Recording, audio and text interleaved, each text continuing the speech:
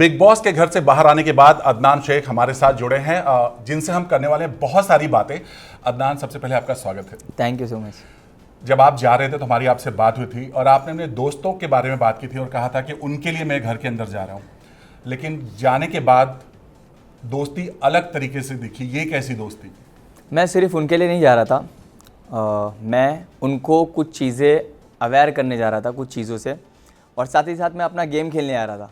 मैं सिर्फ उनके लिए नहीं गया था, तो मज़ा आया। छोटी सी जर्नी रही। मैं जो समझाने की कोशिश किया वो चीज़ वो समझे नहीं।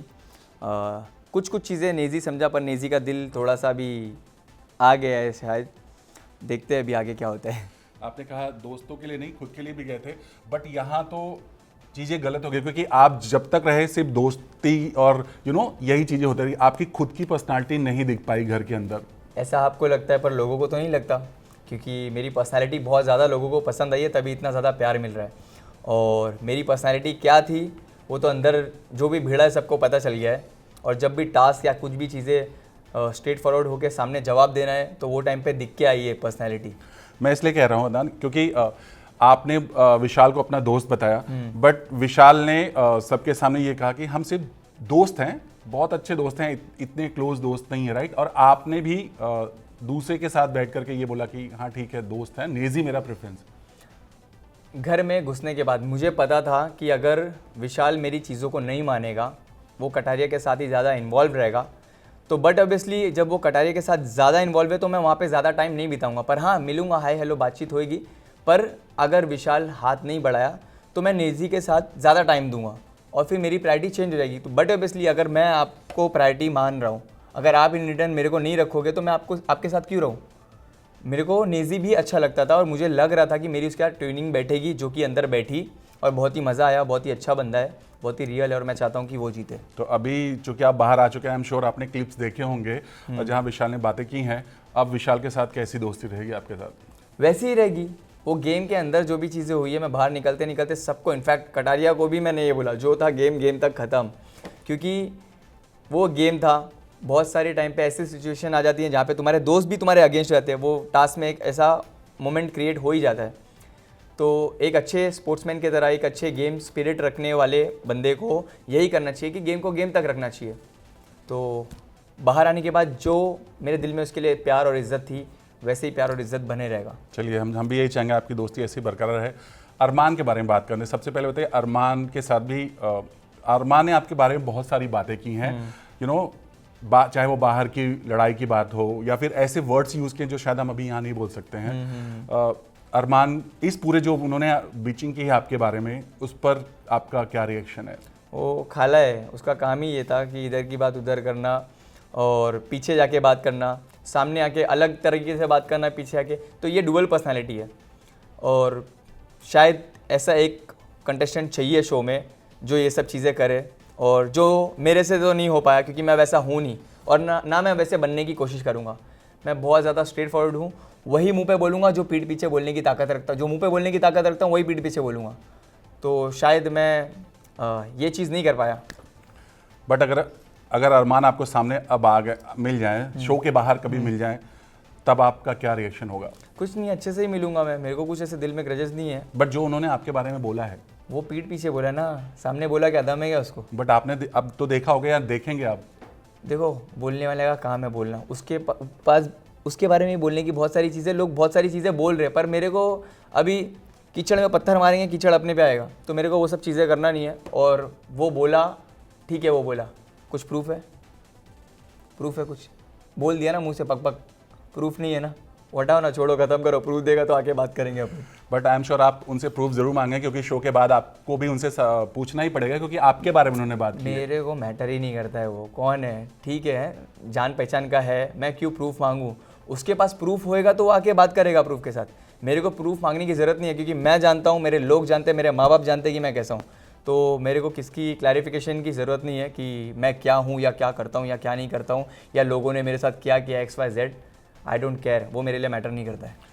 अरमान, आपने बोला नहीं, अरमान के बारे में बहुत सारी बातें हो रही हैं, फिलहाल बहुत सारी बातें चल रही हैं घर के बाहर, उनके खिलाफ केसेस की बातें चल रही हैं, आपने भी सुना? देखो, वही मैं बोल रहा हूँ, अभी अपन गेम की बात कर रहे हैं, शो की बात कर रहे हैं, बाहर तो बहुत सारी चीज़ें चलती है। अभी आप मेरे से शो से रिलेटेड क्वेश्चन करेंगे तो ज़्यादा बेटर रहेगा। उसके पर्सनल लाइफ में जो भी चीज़ें चल रही है, अभी मेरे को उसी की तरह सेम चीज़ नहीं करना है। वो मेरे बारे में बात करे, मैं उसके बारे में बात करूँ, तो अपन शो के बारे में बात करते हैं। चलिए शो के बारे में बात करते हैं। आपके दोस्त और एल्विश आए और जहां अपने अपने दोस्त को डिफेंड किया दोनों ने, लेकिन एल्विश ने आपके दिमाग की संतुलन या दिमाग की हालत को लेकर बहुत सारी बातें की। ये कहा कि इलाज की ज़रूरत है। बहुत ज़्यादा सही बोला उसने, बहुत ज़्यादा एड़ी खोपड़ी का हूँ मैं, और अच्छा हुआ कटारिया की जगह वो नहीं बोला था। उन्होंने। हाँ एकदम सही बोला। पर मैं ये बोलता हूँ कि कितना दिमाग खराब है, अगर वो कटारिया की जगह होता ना तो उसको पता चल जाता, क्योंकि कटारिया कमज़ोर था इसलिए मैंने कुछ छोड़ दिया, उसको बख्श दिया। पर ये सामने होता तो इसके कान चेक हो जाते थे। बट जो घर के अंदर कटारिया के साथ हुआ, ये जो पूरा हुआ इंसिडेंस, आपको लगा वो सही था? यहाँ कौन सा? जो ब्लॉगिंग के दौरान जो पूरा हुआ, जो लड़ा हाथापाई हुई आपके बीच में, हाथापाई मतलब धक्का मुक्की, चार आएंगे ना ऐसे, एक एक टक्कर में सीधा दूर आमलेट सीधा। मेरे कहीं नहीं लग रहे लोग, और मैं कमज़ोरी पे ताकत आजमाता नहीं, वो डर गया था। पहली बात देखो, उसको टास्क दिए थे ब्लॉगिंग वाला, उसको अपना काम करना चाहिए था, वो फ्री हो रहा था, समझ रहे? उसको टास्क मिल गया ना तो वो अपॉर्चुनिटी को वो गलत इस्तेमाल कर रहा था, मेरे कंधे पे हाथ डाल रहा था। तो इतना फ्री मैं किसी को करने देता नहीं हूँ। हाँ, दोस्त बोल के मेरे कंधे पे हाथ रख सकता है, पर वो टास्क के हिसाब से आ रहा है, कंधे पे हाथ रख रहा है, फिर मुंह से बक बक बक बक, वो दूर कहीं बैठ के ना बोलना बहुत ज़्यादा आसान रहता है, और सामने आके बैठ के बात करना तो समझ में आ गया। देख रहे फिर कैसा भागा भागा फिर रहा था। चलिए एक चीज़ हम और दिखाएंगे, चूंकि एल्विश की बात आई है। एल्विश ने आपके बाहर निकलते ये वर्ड बोला, अभी 4 दिन पहले तो एंट्री हुई थी लड़के की, कैसी बेइज्जती करके निकाल लिया भाई। इन्होंने जो ये बोला कि ये बेइज्जती करके निकल गए, एल्विश ने ऐसा कमेंट किया। इसकी क्या ही बात कर रहे हैं, आज भी देखो कहीं फंसा, ईडी वीडी की रेट पड़ी है उसके ऊपर। तो क्रिमिनल लोग की बातों का मैं ध्यान नहीं देता हूँ, बात करते हैं जो जेन्युइन जो अच्छे लोग हैं उन लोग की बातें करते हैं। जो खुद क्रिमिनल है उसकी क्या ही बातें करने हैं।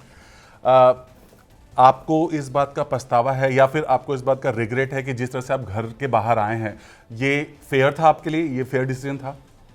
मुझे तो नहीं लगता कि ये फेयर था, पर जो भी है मैं यही बोलूँगा कि अल्लाह की मर्ज़ी थी, और शेर के तरह था जितने भी दिन था, गीदड़ के तरह नहीं था एक ज़्यादा टाइम के लिए, और मज़ा आया। छोटी सी टाइम पीरियड के लिए था, पर लोगों का दिल जीता, दिल में जगह बनाया।